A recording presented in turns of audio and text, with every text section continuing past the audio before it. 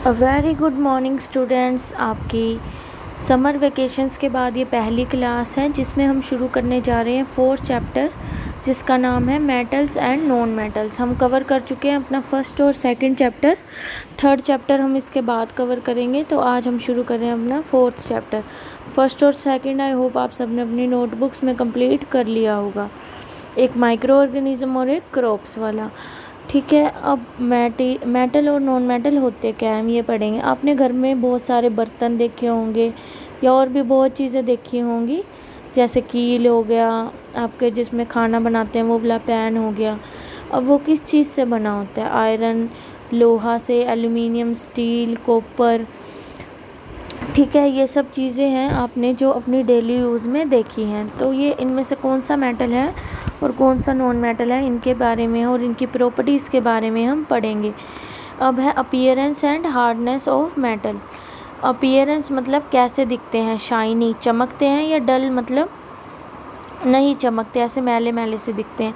अब हार्डनेस है, कितने हार्ड है, या बिल्कुल या कई मेटल हैं जो हार्ड नहीं होते। तो इन सब के बारे में हम पढ़ेंगे। अब है physical properties of metals and non metals. जैसे कि आयरन नेल है, मतलब एक कील है, उसको हम हथौड़े से मारेंगे तो वो अपनी शेप चेंज कर लेगा।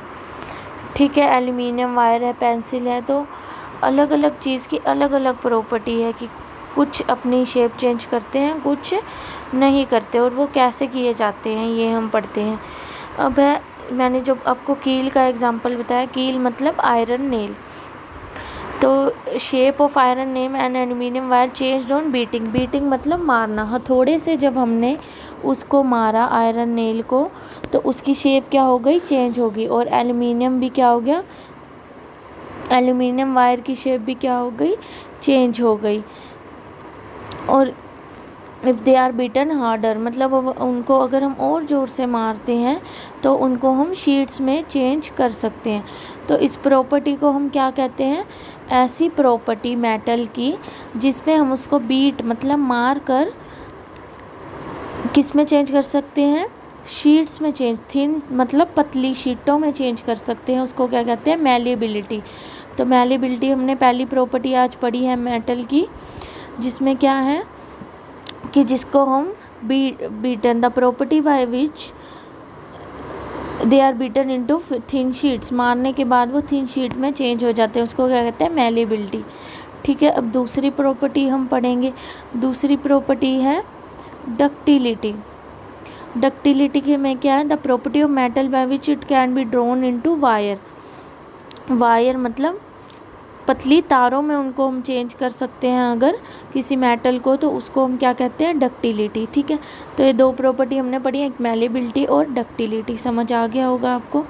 और एक है, अगली है हमारे पास ये जो इसमें एक्टिविटी दी हुई है 4.2 में, इसके अंदर हमें क्या बताया है कि ये जो मेटल या नॉन मेटल किसी भी बारे में, हम किसी भी मटेरियल की हम बात कर रहे हैं, तो वो गुड कंडक्टर ऑफ इलेक्ट्रिसिटी है या बैड कंडक्टर ऑफ इलेक्ट्रिसिटी है।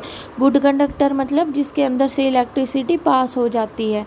अगर हम किसी लोहे की चीज़ को हाथ लगाते हैं तो हमें करंट लगता है, तो इसका मतलब क्या है कि लोहा क्या है, गुड कंडक्टर ऑफ इलेक्ट्रिसिटी। अगर हम लकड़ी को हाथ लगाते हैं तो हमें करंट नहीं लगता, तो लकड़ी मतलब वुड क्या है, बैड कंडक्टर ऑफ इलेक्ट्रिसिटी है। तो गुड कंडक्टर क्या हुआ, जिसमें से इलेक्ट्रिसिटी पास हो जाती है, और बैड कंडक्टर क्या हुआ, जिसमें से इलेक्ट्रिसिटी पास नहीं होती। तो ये हमने तीन प्रॉपर्टी पढ़ लिया आज, मैलिएबिलिटी, डक्टिलिटी और तीसरी हमने पढ़ी है good conductor of heat and electricity.